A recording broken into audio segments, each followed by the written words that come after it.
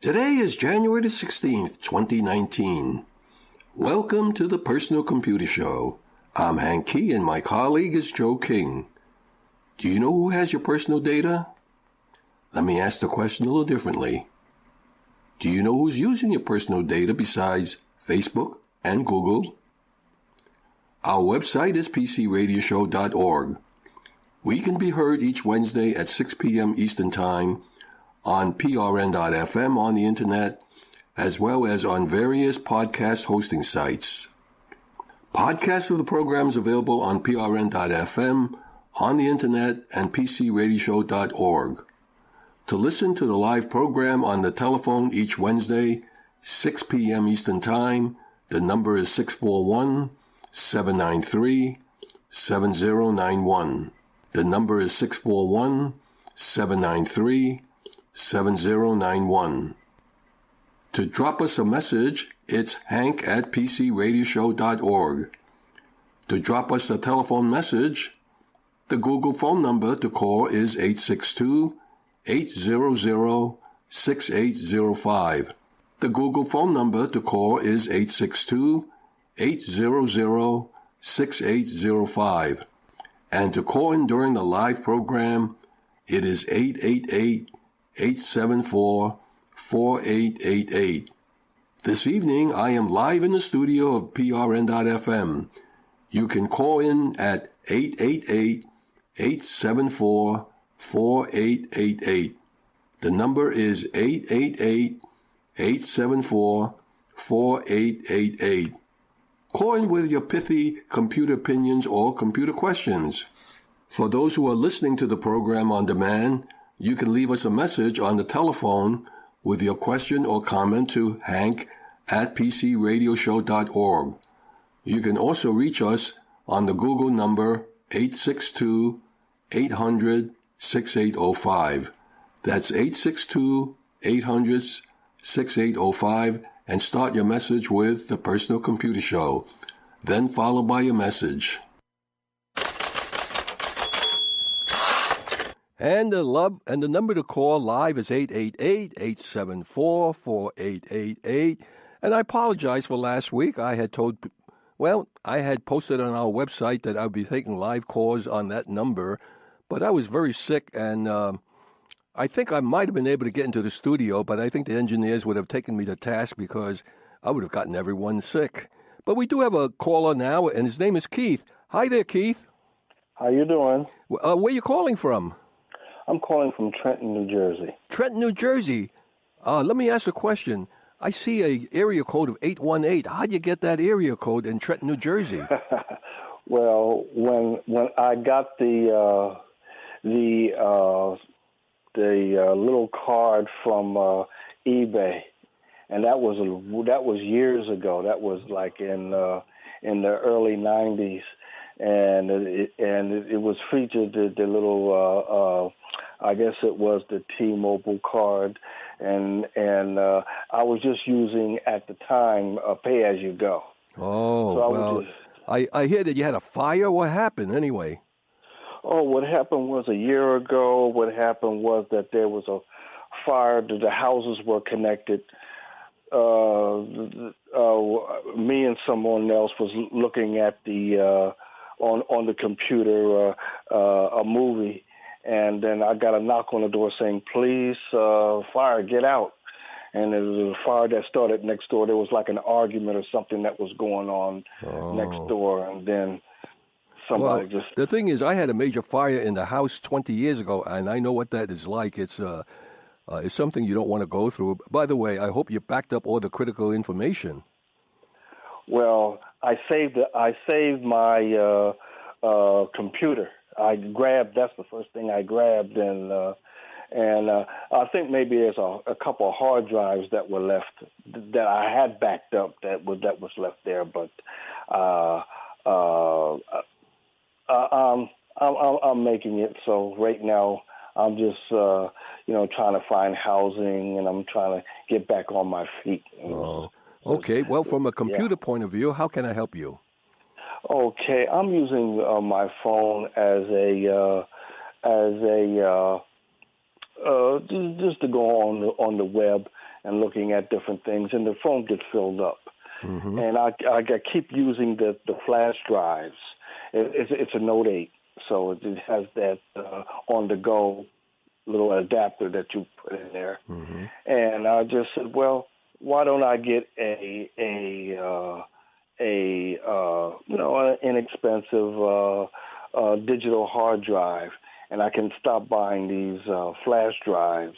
It would save me money in the long run, and a terabyte or something like that, and I can use that as a backup. Well, on the system that you're using, it's a smartphone or just a regular phone or what? It's a smartphone. It's a Note 8. smartphone, and it sounds like when you say flash drive, it sounds like you have a USB 2.0 port? Yes. Okay. Well, it's a funny thing that you asked that question because a week and a half ago, right after Christmas, I went to Micro Center because they had something on sale. It's no longer on sale, but the increase in price is not that much greater. I picked up a 240 gigabyte solid state drive for less than $30. And I bought a little tiny 2.5 inch external enclosure for $10. And you have to be careful which one you buy because they have an enclosure for USB 2.0 and a USB 3.0. And so for a cost of $40, I had 240 gigabyte of solid state drive storage. Now, I think maybe that's something that you might be interested in. Yeah, so something that is large, that large storage capacity, and so I don't have to keep on, looking at flash drives, trying to, archive, a whole lot of stuff. I'm, got about maybe 8 or 9 flash drives I'm using, so. Okay. Well, first of all, I know that from a point of view of media storage, the worst thing to use is a floppy diskette. The second worst is using optical media like a DVD, a CD. They're constantly, every time I use it, you have to be careful with the oil on your fingers and hands and so on. Mm-hmm. And a USB flash drive, then inconsistent. And when I say inconsistent, one of the problems I have with USB flash drive is that you can have from the same manufacturer, same capacity, same model number, but they don't have the same read-write speed. There is no guarantee of read or write speed at all. So my recommendation is to get a regular 2.5 inch drive. Now, in your case, if you're using it for storage, although for $30 I got myself a 240 gigabyte solid state drive, for slightly more than that, you can almost get a 1 terabyte hard disk drive, and that's something you might want to look at. And if you use that, then you could store a lot more stuff in. And the reason why I asked where you're calling from, because when I saw the 818, I thought you were in California. And right. I said, no, really, because I was going to say, I got my stuff from Micro Center, and as you know, in Jersey, there is a Micro Center. I think there's 1 or 2 Micro Centers in New Jersey. I don't know how far you're from them. And but if you were out in California, and for those who may be listening in California, there's something very similar to it from Fry's, F-R-Y-S. I think you might have heard of them. They're a big electronic box store out there. I've been out there. It's the equivalent of a Micro Center. So that's what I would recommend that you get. Yeah, because I was looking at the different ones, but when you look at the reviews, it says, well, it works, but then some say it doesn't work, and some say I use it for a while and it fails. Well, let me put it this way: if you use a hard disk drive, you're going to use unless you power it separately, which you can with a telephone charger. That's going to draw down power on your smartphone. If you attach it to your smartphone, well, it's going to draw the power on the smartphone. So if it's for storage purposes, I would just say have an external charger with it, battery adapter or charger. And you have an old phone, you just take the charger and just use it. I would probably recommend that. And the reason why you may have some inconsistency is because with a solid-state drive, they are fast.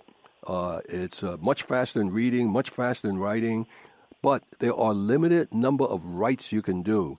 Now, since you're using this mainly for backup, it's mainly for writing. The number of times you read from it is only if you have to retrieve the data. So that's why I switched over and I switched my comments to a hard disk drive. And with a hard disk drive, you don't have to worry about the number of writes you have left and so on. So now what I would recommend if you can is, I don't know if you belong to any local clubs out in New Jersey. No, I never had joined the one out in Ewing, that Lawrence Township, the one that you recommended. Oh, okay. But, well, there's a number of clubs out in New Jersey, and the reason why I mention it is because many people they're upgrading their system, and they have these 2.5-inch hard disk drives, or even 3.5-inch hard disk drives, and you could probably pick it up for maybe they may just give it to you if they know who you are, or you could pick it up a used one for a very low price. And my recommendation is you don't buy one, you buy two, okay? Because if you back up, you want to back up on the first one the next week or the next day or the next time you back up on the second one, and then you go back and forth. So this way, for any reason something happens to the drive, you always have another one for spare because you've backed up twice. Does that help you? Okay, yeah. Now, when you say the hard disk drives, are you talking about just a regular Seagate, Western Digital, Hitachi, a regular laptop notebook drive? And by the way, you could buy these internal drives. They're very cheap. In fact, if you go to Micro Center, they can warranty a used one or refurbish one, and for a very low price. My wife said to me, "Yeah, but you know what? You buy a drive, you buy enclosure. Do you think people know what to do with it?" I says, "Yeah. You remove 2 screws to take out the adapter card. You stick the drive in, or you actually stick the drive to the adapter card, stick the whole thing into the case, put the 2 screws on, and you're up and ready to go." And I think that you can do that, right? Yeah, well, I did that on the laptop, the Mac that I had. The one time Great. The whole thing failed, so I just took the hard drive out and then put it in an external hard drive, and it was very easy. Just plug it in, plug the. You see, Keith, you're now an expert, right? and just to mention it, not that you may not be aware of it, but in Jersey, there's the Brookdale Computer Club. There is the Amateur Computer Group of New Jersey that meets in Scotch Plains. There's the Princeton PC User Group. So you have a couple of them, and join a club, and the camaraderie you probably enjoy, and you probably like to do some shop talk with them. Okay, so I hope that helps you.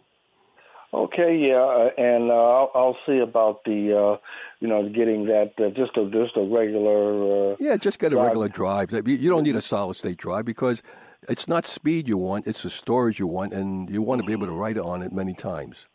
Mm-hmm. Okay. Okay, and good luck and Happy New Year. You too. All right. The phone number to call if you have a question or you want to make a pithy comment is 888-874-4888. And a listener had written a question, and I'll try to answer it. I was going to call him back, but he had written his problem, and it took 4 pages. And I think he took a course with James Joyce on the conscious stream of thinking or talking. I don't know what it was, but I had a hard time determining what was the problem. And this is what I was able to dope out. The unit in question is a laptop. Okay, I got that. He never mentioned what the laptop was. The laptop unit was used in a club presentation. Okay, that's helpful. I didn't know what operating system was, but reading it further, he said that his friend had put a Windows 7 operating system on it sometime last year. Okay, got a little more information on that. And the reason why I'm going through all this is that if you have a problem, try to get to the problem itself, because what he tried to do is he was trying to tell me what he did, what didn't work. Well, if it didn't work, don't tell me that. Just tell me what the problem is. I'll try to help you with it. And when he said that when the unit was turned on, the blue LED light in front of the screen went on, and he had a blank screen. Well, that threw me off. What he meant was the power indicator light, which is not necessarily have to be blue, does not have to be LED. It went on, but he wound up with a blank screen. And he said that without the power cord, he can't seem to get the unit on. Well, here are the possible problems. When you turn on a unit, it goes through a power on self-test that would test two things before it does anything else. It goes to the BIOS setup, and it tests for the power good line for a +5 DC line. If it's there, good. That's check number one. The second thing it does is it checks for the video, and it turns on the video. In his case, what happened was that the power on self-test said the power was good, but there was no video. Now, on a laptop, I've had people call me up that the laptop, they were using it, and all of a sudden there's no screen. Well, possibly the unit was shut down with the unit displaying an external video. In other words, he was giving a presentation, or someone was using the computer to give a presentation. And normally in a presentation, the local unit video could be off or on. Most people have it on, but in this case, it may be off. And then the external video, which is whatever the LCD display is, the big screen, was on. When you power off the system, it does not reset it. It leaves it in that position.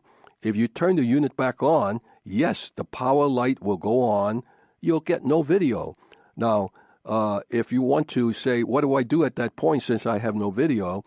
If you happen to have a spare video display unit, hook it up to an external video unit, and if you get a video, great. From that point on, go into the BIOS and reset it for you, okay? And the other thing that it seemed to be indication, he said that the battery was not fully charged, because he said that when he did not have the AC on or the plug on, he would turn on the unit and the light would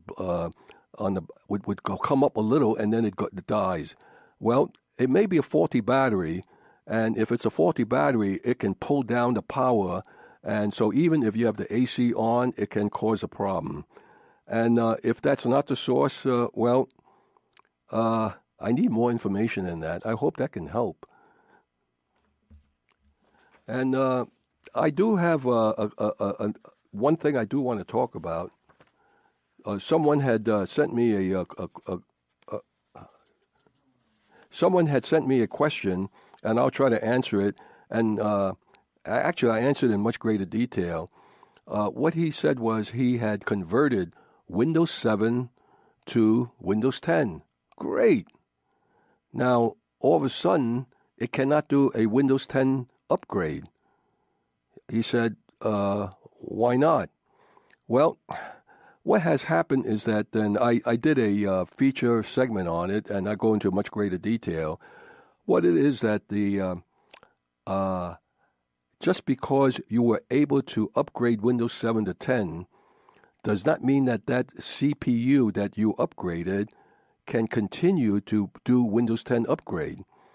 And Microsoft did have a program that you could use to test. It got up to version 11, and then they stopped. Why? Because there are so many different versions of the CPU from Intel. If you look at the Intel array of CPUs, you got a lot of the different. You got with the Core series, you got 9 generations. You got the Pentium. You got the dual core. You got the Celeriums. You got the Atoms, and it goes on. And then within Windows 10 itself, you got a version with 32 bits. You got version with 64 bits. And it turns out that it does not matter whether you have an old CPU or new CPU. On some of the new CPU, it no longer can do a Windows 10 upgrade because, let's say, if you were running with a 32-bit operating system, it's no longer supported on that CPU. And I happen to have a netbook that is very old that I got back in, 07? I can still run Windows 10 on and still get an upgrade. So it all depends on not how old the CPU is, but what model it is. And I go into it further, and what I said is that one way of testing is, and then I realized I should talk about it before I get to the feature segment of it, is that how does one go about testing it? And I had maybe quickly said you could download from Microsoft, Microsoft.com, you could download the Windows 10 ISO file. And when my wife heard me say that, she says, do you know what people, you think people know what you're talking about when you say an ISO file? Yeah, at least I think so. She says, well, I don't know what it is. And if she doesn't know what it is, she got my attention. The ISO file is an image file. And what it is that you can download the Windows 10 ISO file and make sure that you download it to match the version number. In other words, when I say version, I mean the 32-bit or 64-bit. You also have to download the ISO file that matches whether you're running Home Premium, in other words, Windows 7 Home Premium or Windows 7 Pro. So you go Windows 7 Pro to Windows 10 Pro and so on. And when you download the file, there's two things you can do. If you happen to have Windows 10 up and running and you're unable to upgrade it, that's no problem at all. If you just load up that ISO file, open with, actually what you do is you mount that file, you right-click, mount that file, do a right-click, and what it does is that it breaks it out into folders. You just copy those folders into a USB drive, and then what you should do is then you boot up with a USB drive with that with those series of folders, and it will, if it works fine, it will start to do an upgrade. But before it does an upgrade, it would do a test, and if the test is fine, then you have a choice saying, I'll do the upgrade later, or it would say the CPU is not compliant. That's one way of doing it. If you're not running with Windows 10, what you have to do is a program called Rufus, R-U-F-U-S. You could download it, and it'll create the subfolders for you onto USB drive. So hopefully that answers the question. And let's see, I do have a couple other things I do want to talk about before we get to the feature segments. AT&T, our good old corporate company, and T-Mobile, they made an announcement. The announcement was very simple, that they will no longer sell location data of their customers. Gee, I didn't know they were doing it in the first place. Well, I'm glad they're not selling it. And let's hope that the other people like Verizon, Google, Amazon, let's say in Facebook, I hope they can make the same statement that we don't need that at all. And when talking about security of data, there was an article that came out about Ring. Now, anyone who's installed Ring knows that it's the doorbell ringer, and they sell security devices and everything for home automation. And, if someone rings your doorbell, you could be, like, say, 100 miles away, and then you could answer them, and they have no idea. Well, I think they should, okay? But they have no idea whether you're inside the house or you're answering them 100 miles away. And you could say, look, that's not for me, or take it next door, or whatever message you have. Well, all that information is, what it does is it goes through the cloud. And since it goes through the cloud, guess what? Where is this cloud? It's Ring. Oh, by the way, did I tell you who bought Ring last year? Amazon. Well, why do I bring that up? It turns out that the Ring server that has all that video in the cloud, holding information about your home, the employees all have access to look at it, review it, and do whatever they want with it. That is not security at all. If you happen to have Ring components, I would say, hey, call up Amazon, call up Ring, say this is unacceptable. What can you do? Well, you bought the equipment.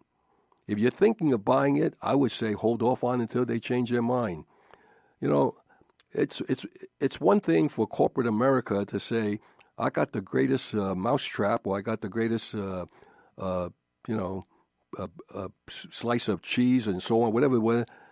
But the last thing that they talk about is security, privacy, and one of the things I do want to talk about is usability.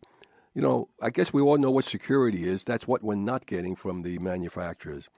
Privacy, well, this thing with Amazon is an excellent case of it. But I also want to talk about usability. I had gotten a call the other day, and for those who might have experienced it in Astoria, actually in Queens, and actually it went beyond Astoria, there was that blue flash of light, and no, that was not ET. ET did not come down to Earth, but it lit up the whole sky, and many people, they were in the middle of a Windows update, and guess what? When power went out and they had a desktop system, what do you think happened? Uh-huh. You're out of luck, okay? Now, there was one person, he was running with a laptop, and he was doing a Windows update. And what did they tell you to do in the Windows update? Is leave the AC power on when you do a Windows update. And he was a little concerned about overcharging the lithium battery. You don't have to worry about overcharging a lithium battery. When it's charged, it stops. At least a good computer design does that. So I said to him, what's the problem? He says, well, I was doing a Windows update, and, well, the Astoria thing happened, and I cannot boot up the system. Oh, I said, okay, no problem. Do you happen to have the Windows recovery media? He says, yeah. I said, did you try that? He says, yeah. He tried the Windows recovery media to go back to the last good restore point. That electrical outage corrupted the hidden partition. Okay, no problem. So what I said to him was, okay, I'll tell you what. I happen to have a native copy or a OEM copy of Windows 10 that matches the what you were running. And since you have the product ID, located at the bottom of your laptop, just install with this and key in the product ID, and you're up and running. I get a call from him the next day. He says, I got Windows 10 up and running. I says, good. What's the problem? He says, well, I keyed in the product ID, and it seems to activate Windows 10. Good. What's the problem? He says, well, I need drivers.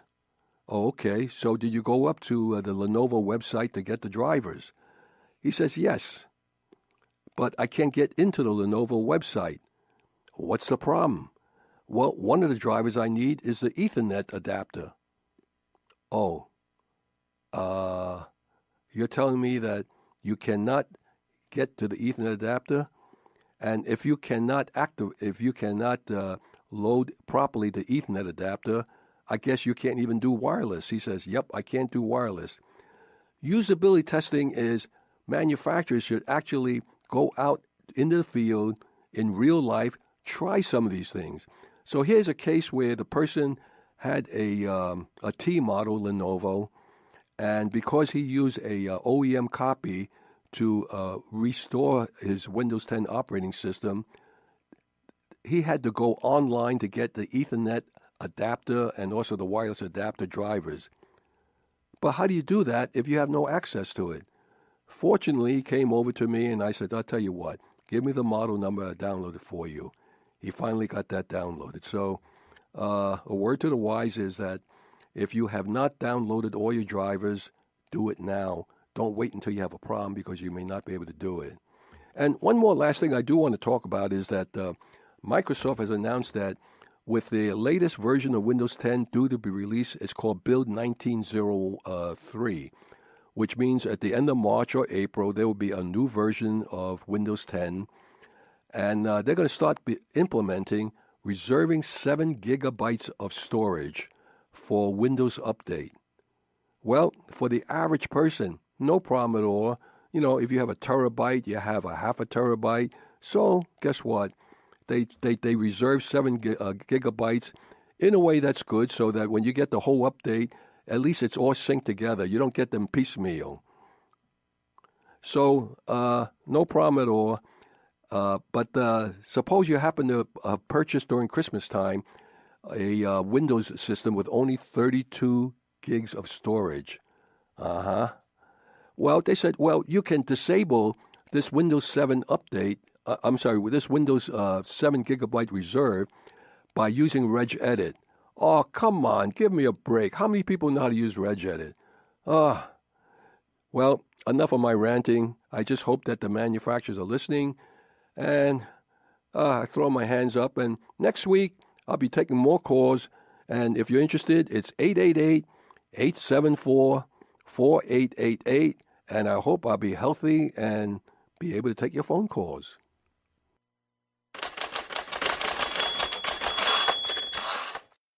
Is your hardware upgradable to run Windows 10? Windows 10 was introduced in 2015 and officially released in July of that year.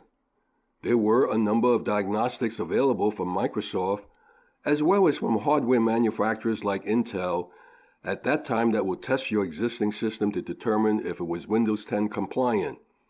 However, what was compliant then is not necessarily compliant today, as Windows 10 has been upgraded on average twice a year. These tools have not been updated, and the combination of hardware is so varied and voluminous that the diagnostics are no longer available. In 2015, there were two updates, or two versions of Windows 10. There was one update in 2016, two updates in 2017, and two updates in 2018, and another one scheduled for March of later this year. With each Windows 10 release, you have 32-bit and 64-bit versions of the operating system. There is no fast rule as to which CPUs are compliant with Windows 10. Some of the late model CPUs will not run Windows 10, whereas some of the older model CPUs will run Windows 10. You can download from Microsoft the Windows 10 image ISO file and make the test. The Windows 10 ISO files are full-blown Windows without Windows activation. It is with the purchase of the software that enables you to use the product ID to activate the system. The process itself will quickly identify if it is compliant. You don't have to complete the installation to make that determination.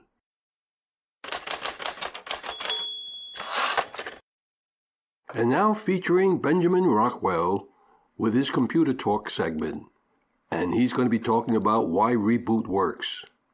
Technology in the workplace. It's everywhere, and yes, I'm Benjamin Rockwell, and now I'm going to put on my work hat, and I'm going to talk to you about things you experience at the office, and you're not quite sure why we do this, why the techs say, hey, reboot your system. But I'm here. As a matter of fact, that's what I'm here for. I'm addressing the world of the IT professional and why Reboot works so well. All right, now let's start off with we have problems with our computers. We have problems with our computers all the time. Now, amongst those different problems we get, usually when we call the service desk, the help desk, the nerd, whoever it is, we say, hey, my computer's having a problem. The first thing he says is, have you rebooted your system? And you're going, yes, okay, no, I didn't reboot my system. And then you go and you reboot your system. Oh, wow, it's working again. Or maybe it's the other direction. No, it's not working. I already rebooted. It's not working. Now, make sure you do reboot it. You need to be honest with the technician because you're saving your time and you're saving his time. So when we talk about a reboot, there are a number of different things that can happen.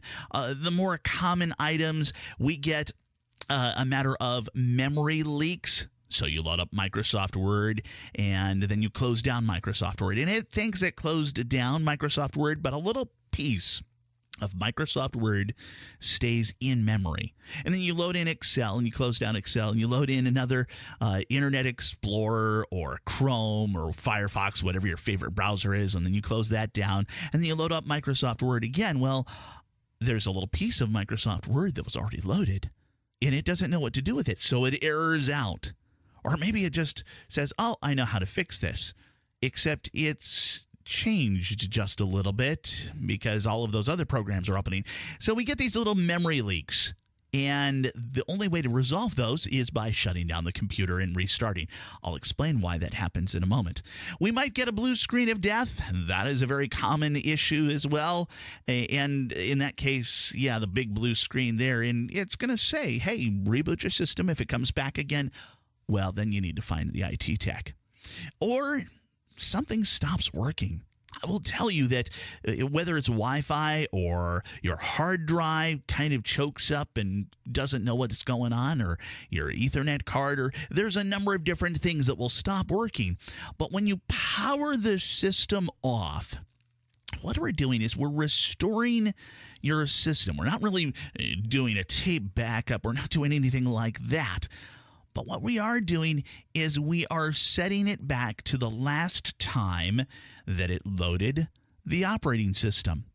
And when it loads up the operating system, when it actually turns on, it's doing a power on self-test, and it's testing the memory, and it's testing the video card and the hard drive and a few other things along the way. So we're starting in the right direction of starting over from scratch. We do this in life a lot of times. We're trying to make a recipe in the kitchen, and we add this and we add that and we add this, and then, oh, I put in salt instead of sugar. That's going to make my cookies taste absolutely horrible. So you throw out the dough and you start over from scratch. We're doing the same thing with the reboot of the computer. We're starting over from scratch, loading up everything individually, one at a time, and then everything should work. That doesn't always, but it's that first step that we're taking. Now, let's say that we load everything up, we do the reboot. Well, we also can find that we, after experiencing this 4 or 5 times, you know what? Every time I load up Microsoft Word, and it's been on for about an hour, I find I have to reboot my system. Well, that's something additional that we can give to the technician. Rather than just saying, hey, my system crashed. Did you reboot it? Well, no. All right, reboot it and tell me if it works again. Okay. All right, and it works until, well, yeah, Microsoft Word crashes again. See, I said this recently, you should keep notes. Always keep notes of any of the problems that you're having with your system. I was in Microsoft Word, and then it crashed, and I had to reboot. And then a week later, I was in Microsoft Word, and it crashed, and I had to reboot. And a week later, I was in oh, I see something recurring. Let me tell the technician that. Hey, it's great stuff. This is Benjamin Rockwell. Back to you, Hank. Thank you, Benjamin. It's just a short postscript. When we refer to reboot, there is a slight difference between a cold reboot, which is to shut down the system and restart the system. Then there is a warm reboot, which bypasses BIOS setup, which resets the hardware. A warm reboot jumps directly to reloading the operating system. When the reboot does not seem to work, try the cold reboot by shutting down first.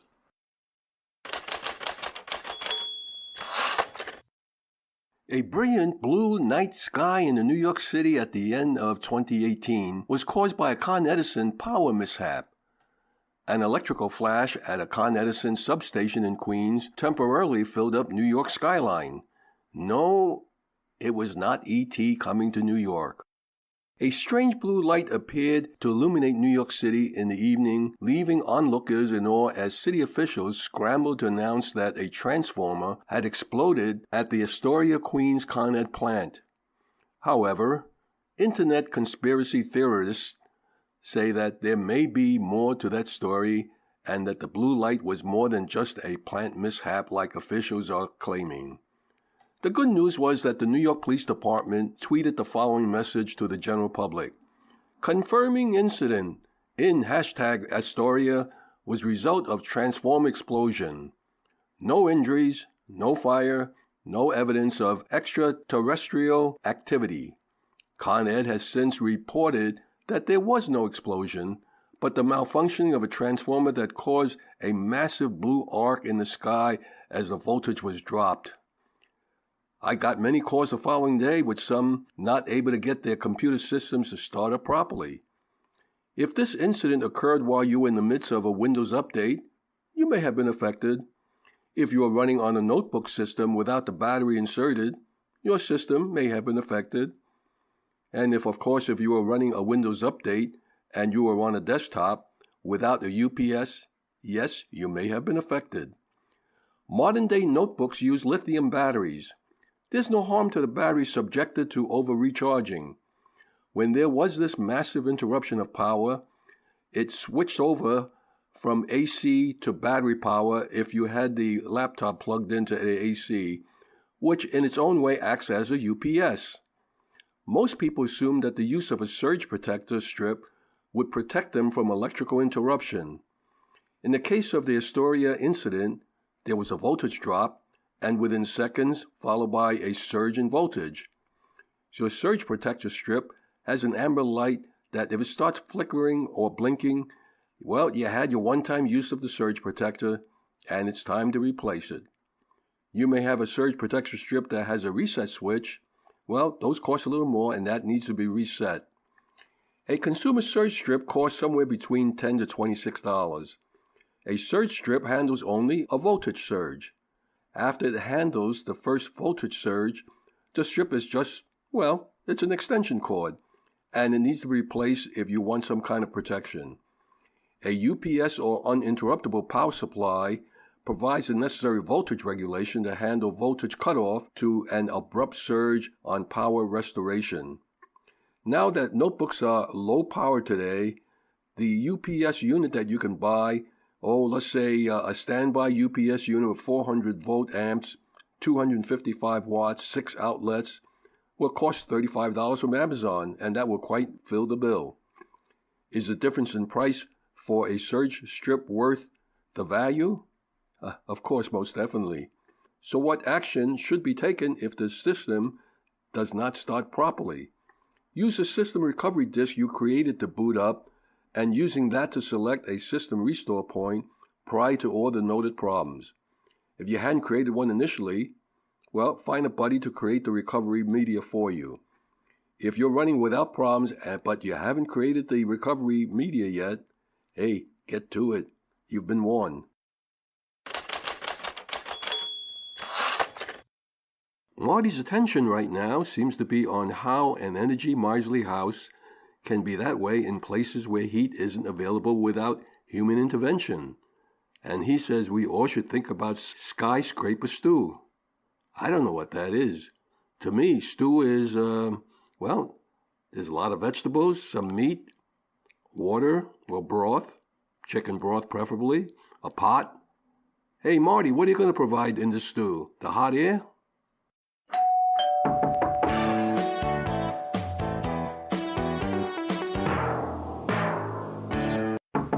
Heat rises. Heated air rises. Heated water rises. Now imagine that you have an incredibly deep pot of stew as tall as a skyscraper. It takes quite a while, but you take your time, heat it up, and once it starts to simmer, you let it simmer for an hour. When that hour's up, you cover it, turn off the heat, let it rest, and leave it alone for another full hour. Other than height, there's one important difference between this stew and the ones you're used to. I'll point that out in a few seconds, but consider. Normally, when you cook stew and pour it in a bowl and let it rest for a few minutes, you can shallowly spoon the top, which will have cooled because of its exposure to air, and that spoonful is palatable. But if you made the mistake of taking a spoonful from the stew's lower depths, well, that could come out hot enough to burn your tongue. With a lifetime of knowing that, what I'm about to tell you could seem counterintuitive. When you first take the lid off of a skyscraper stew, the hottest temperatures are at the very top, and the coolest temperatures are at the bottom. Heat rises. Heated air rises. Heated water rises. Heated stew rises. And that lid kept the top from being air-cooled. That lid makes the difference. Without exposure to the air up there, the top is the hottest, not the coolest. If you had some way to take the skyscraper stew's temperature on every floor, you'd see that there is a relationship between heat and height. That's an important concept, and I hope I made it easier for you to visualize it by thinking of something as tall as a skyscraper. By the way, can you guess how the very first skyscraper was cooled? The first skyscraper, it was 10 stories tall, opened in Chicago in 1885. The first air conditioner wasn't invented until 1902, 17 years later. So on a hot day in Chicago, the only way to cool your space in that first skyscraper was to open a window. Luckily, heating was easier. So let's take the concept of a skyscraper and squish it down to just a house. And just to keep things in this millennium, let's assume that warming it in the winter means using a forced air system that might be heated by a furnace or a heat pump, or when it's really cold, a booster heater near the blower box. Here's a question that only you can answer. It's about your house. Which levels of your house are the warmest? Now, no matter how many floors you have, make sure you include the basement and the attic when you answer. Which levels are the warmest? If you're not sure, invest in one of those non-contact infrared thermometers. Almost every place that sells tools has them, and the simplest models are not all that expensive. Take actual measurements. Go room to room. Read the walls, the floors, and the ceilings. Read the window frames and the walls next to them. Read around the registers, and if there's exposed ductwork anywhere, read that. Write it all down or don't. There's still one thing that almost anybody listening is on the way to discovering. Your home is losing heat. What's the opposite of losses? Wins. Here's how to know when you win. No ventilation duct will feel warm or cold to your touch. No water pipe. No floor. No window frame. There won't be a bald spot at the peak of your roof when the rest of your roof below is covered with snow. And the spinning of your utility meter will be oh so slow. But losses, bad as they are, aren't the worst of it. Sometimes the heat you're losing ends up going somewhere that costs you even more money, and worse, some places that can prove dangerous. We'll get into that next week. And remember, starting in the spring, I'll tell you about some step-by-step projects that can address all of these big and little losses. But right now, my skyscraper stew is getting cold. Thank you, Marty. And where is that stew pot? Public service announcements of computer club meetings in the New York, New Jersey, and Connecticut tri-state region. The computer clubs have random access sessions at each of these club meetings. If you have any questions or need for technical advice, the club members are more than happy to assist. There is no such thing as a dumb question. Princeton PC Users Group will be meeting Thursday, January the 24th. Meeting time is 7 p.m., Mercer County Library in Lawrenceville, New Jersey. The Brookdale Computer Users Group will be having a presentation on picking the best backup approach. Thursday, January the 24th, meeting time is 6:45 p.m., and they meet in the Middletown Library Large Meeting Room, located at 55 New Monmouth Road in Middletown, New Jersey. The Amateur Computer Group of New Jersey has their main meeting on Friday, February the 1st. Meeting time is 8 p.m., and they meet at the Scotch Plains Rescue Squad, located at 1916 Bartle Avenue in Scotch Plains, New Jersey. The Kings Bite Computer Club has their meeting on Tuesday, February the 12th. Meeting time is 7 p.m., and they meet at the Park Plaza Restaurant, located at 220 Cadman Plaza West in Brooklyn. Danbury Area Computer Society, DAX, has their meeting on Tuesday, February the 5th. Meeting time is 7 p.m., and they meet in the Danbury Hospital in Danbury, Connecticut. Westchester PC Users Group has a presentation on your digital afterlife. Thursday, February the 7th. Meeting time is 7 p.m., and they meet at the Keller Williams Realty at 120 Bloomingdale Road in White Plains, New York. The New York Amateur Computer Club meets Thursday, February the 14th. That's Valentine's Day. Meeting time is 7 p.m., and they meet at NYU, 32 Waverly Place, Silver Building, room 414, and that's in Manhattan, New York. The Long Island Macintosh Users Group has their meeting on Friday, February the 15th.